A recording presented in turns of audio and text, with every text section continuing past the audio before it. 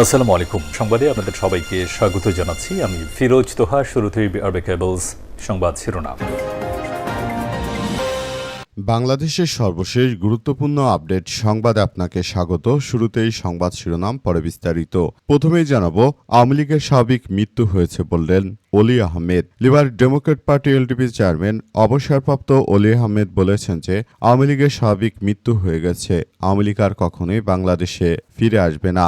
আজ বরিশাল নগরীর হেমায়েতুদ্দিন ঈদগাহ ময়দানে ১১ দলীয় ঐক্যের বিভাগীয় সমাবেশে প্রধান অতিথির বক্তৃতায় তিনি এমন কথা বলেছেন। অলি আহমেদ বলেন যে আওয়ামী লীগ স্বাভাবিকভাবে মৃত্যুবরণ করেছে ৫ আগস্ট এবং দিল্লিতে তার দাফন কাফন হয়ে গেছে। এটি কোনো রাজনৈতিক দল না, এটি হচ্ছে ভারতের একটি এজেন্ট। এটি বাংলাদেশে কখনোই আর ফেরত আসবে না। এরপর জানাবো, নাটক কম করেন প্রিয় প্রধানমন্ত্রীকে তারেক রহমান। জুলাই সনদ বাস্তবায়ন না হলে গণ আন্দোলন থেকে গণ অভ্যুত্থানের কর্মসূচিতে যার হুঁশিয়ারি দিয়েছেন জাতীয় নাগরিক পার্টি এনসিপির আহ্বায়ক ও বিরোধী দল চিফ হুইপ মোহাম্মদ নাহিদ ইসলাম। এ সময় প্রধানমন্ত্রীর সমালোচনা করে তিনি বলেছেন যে প্রধানমন্ত্রীর মুখে মধু আর অন্তরে বিষ। জুলাই সনদ অক্ষরে অক্ষরে বাস্তবায়নের কথা বললেও প্রকৃতপক্ষে তিনি সেটি করছেন না। নাটক কম করো প্রিয়। এর আগে শেখ হাসিনাকে উদ্দেশ্য করেও বাংলাদেশের জনগণ একই কথা বলেছিল যে নাটক কম করো প্রিয়। এবার তারেক রহমানকেও একই কথা বলছে। এদিকে রাজনৈতিক বিবেচনায় কাউকে বঞ্চিত করা মানবতার উপর আঘাত বললেন রুহুল কবির রিজভী। রাজনৈতিক বিবেচনায় কাউকে পদোন্নতি আর মূল্যায়ন থেকে বঞ্চিত করাকে মানবতার উপর আঘাত হিসেবে আখ্যায়িত করেছেন প্রধানমন্ত্রী তারেক রহমানের রাজনৈতিক উপদেষ্টা বিএনপির সিনিয়র যুগ্ম মহাসচিব অ্যাডভোকেট রুহুল কবির রিজভী। তিনি বলেছেন যে রাজনৈতিক বিবেচনায় কেউ যদি এগিয়ে যায় কাউকে ফেলে সেটি কোনোভাবে গ্রহণযোগ্য হতে পারে না।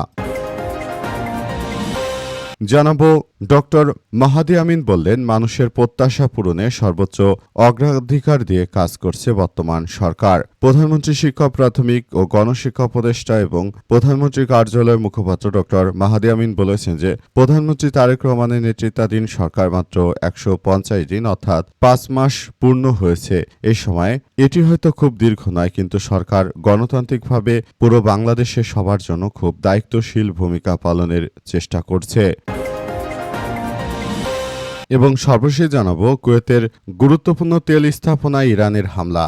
ইরানের হামলায় কুয়েতের তেল খাতের একটি গুরুত্বপূর্ণ স্থাপনা ক্ষতিগ্রস্ত হয়েছে বলে জানিয়েছে দেশটির রাষ্ট্রায়ত্ত কুয়েত পেট্রোলিয়াম কর্পোরেশন বা কেপিসি। কুয়েতের বার্তা সংস্থা কোনার বরাতে কেপিসি এক বিবৃতিতে জানায় যে তেল খাতের একটি গুরুত্বপূর্ণ স্থাপনা বারবার ইরানের নৃশংস হামলার শিকার হয়েছে। এতে কয়েকজন নিহত হয়েছে, ব্যাপক বস্তুগত ক্ষয়ক্ষতি হয়েছে বলে উল্লেখ করেছে কুয়েত। প্রিয় দর্শক, এতক্ষণ শুনছিলেন সংবাদ শিরোনাম, এবারে বিস্তারিত। তবে তার আগে বন্ধুরা অনুরোধ থাকবে এই সংবাদটিতে একটি লাইক দিন। এই চ্যানেলে আপনি নতুন হয়ে থাকলে আমাদের সংবাদটি দেখতে দেখতে চ্যানেলটি সাবস্ক্রাইব করে রাখুন। কমেন্ট করে বন্ধুরা আপনার মূল্যবান মতামত জানিয়ে দিন আপনি বিশ্বের কোন দেশ থেকে বা বাংলাদেশের কোন স্থান থেকে আমাদের সংবাদটি দেখছেন এবং শুনছেন। আর বন্ধুরা সংবাদটি আপনার সোশ্যাল মিডিয়া ফেসবুকে শেয়ার করে বন্ধুদেরও দেখার সুযোগ করে দিন। গাজা যুদ্ধে আপনি যদি নিরীহ ফিলিস্তিনিদের ভালোবেসে থাকেন বন্ধুরা কমেন্টে ইয়েস লিখে পুরো বিশ্ববাসীকে আমাদের এই তাজা আপডেটটি দেখার সুযোগ করে দিন। এবারে বিস্তারিত। আওয়ামী লীগের স্বাভাবিক মৃত্যু হয়েছে দিল্লিতে বললেন অলি Ahmed. Liberal Democrat party LDP chairman colonel অবসরপ্রাপ্ত অলি আহমেদ বলেছেন যে আওয়ামী লীগের স্বাভাবিক মৃত্যু হয়ে গেছে ৫ আগস্ট। আওয়ামী লীগ আর কখনোই বাংলাদেশে ফেরত আসবে না। আজ বরিশালের নগরীর হেমায়েতুদ্দিন ঈদগাহ ময়দানে ১১ দলীয় ঐক্যের বিভাগীয় সমাবেশে প্রধান অতিথির বক্তৃতায় তিনি এমন কথা বলেন। অলি আহমেদ জানিয়েছেন যে আওয়ামী লীগ স্বাভাবিক মৃত্যুবরণ করেছে এবং আওয়ামী লীগ আর কখনোই বাংলাদেশে ফেরত আসবে না। তিনি জানিয়েছেন যে ভারতে দাফন কাফন হয়ে গেছে আওয়ামী লীগের এই আওয়ামী লীগ আর বাংলাদেশে ফেরত আসার কোনো প্রশ্নই আসে না। তিনি আরো জানিয়েছেন যে দলটির জন্ম হয়েছিল ভারত থেকে আর ভারতেই তাদের মৃত্যু ও ভারতেই তাদের দাফন কাফন হয়ে গেছে বলে এমন কথা জানিয়েছেন তিনি।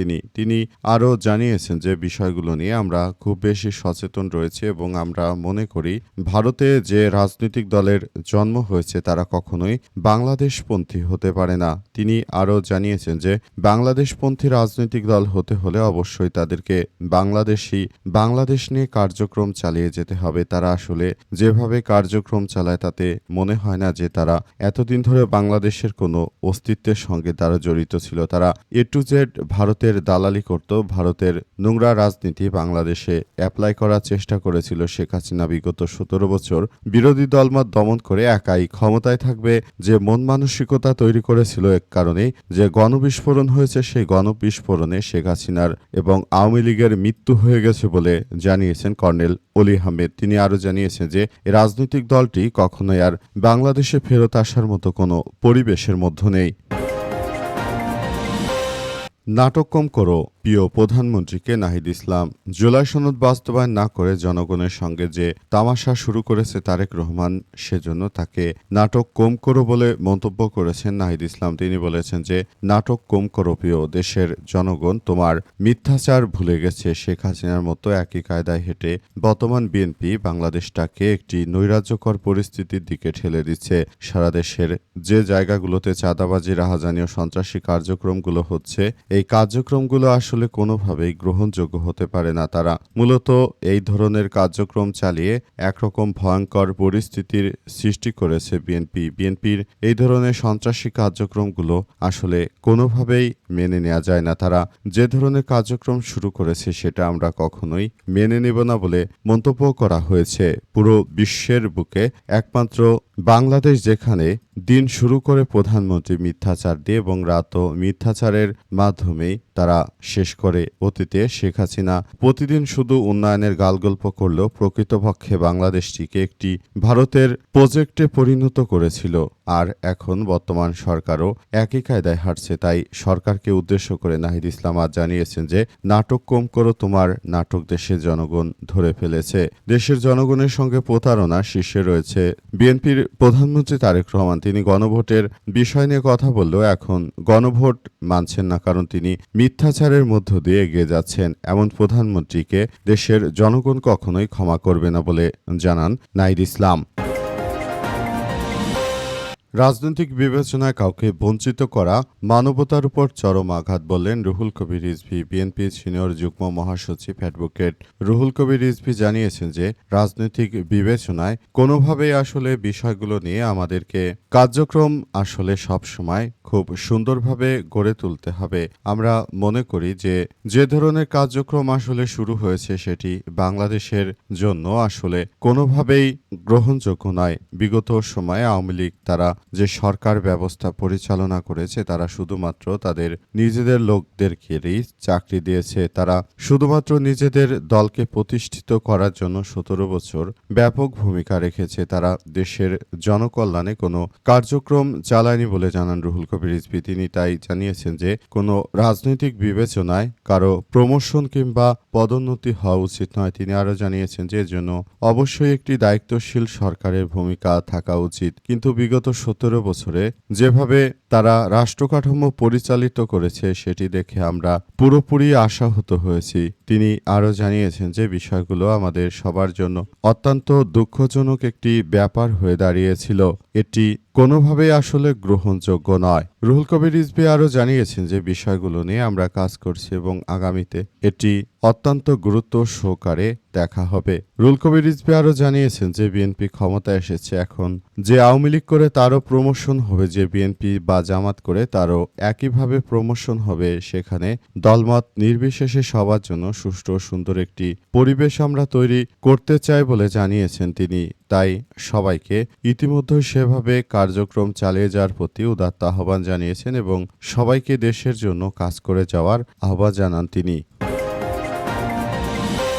প্রধানমন্ত্রী ক্ষমতায় এসেছেন যতটুকু সময় ততটুকু তিনি দেশের জনগণের জন্যই শুধু কাজ করেছেন বললেন মাহাদি আমিন। প্রধানমন্ত্রী তারেক রহমানের কার্যালয়ের উপদেষ্টা মাহাদি আমিন জানিয়েছেন যে এই সরকার ক্ষমতা আসার পর থেকেই তিনি শুধুমাত্র দেশের জনগণের জন্য কাজ করেছেন। তিনি আর কারোর জন্য এক মুহূর্ত ভাবেননি। তিনি সব সময় দেশের জনগণকে কিভাবে আরো ভালো রাখা যায়, দেশটাকে কিভাবে এগিয়ে নিয়ে যায় এমন কার্যক্রম চালিয়েছেন বলে জানিয়েছেন তিনি আরো জানিয়েছেন যে সরকার কখনোই দেশের জনগণের বিরুদ্ধে যাবে না। এই সরকার একটি জনবান্ধব সরকার এবং সেভাবেই আসলে কাজ করা হচ্ছে। দেশটাকে সুন্দরভাবে গড়ে তোলার মধ্য দিয়ে আসলে সবাইকে এগিয়ে যেতে হচ্ছে। পুরো প্রক্রিয়ার মধ্য দিয়ে সবাইকে এগিয়ে যাওয়ার মধ্য দিয়ে আরো বলা হচ্ছে যে বর্তমান সরকারই জনবান্ধব সরকার এবং এই সরকার দেশের কল্যাণে যতটা কাজ করছে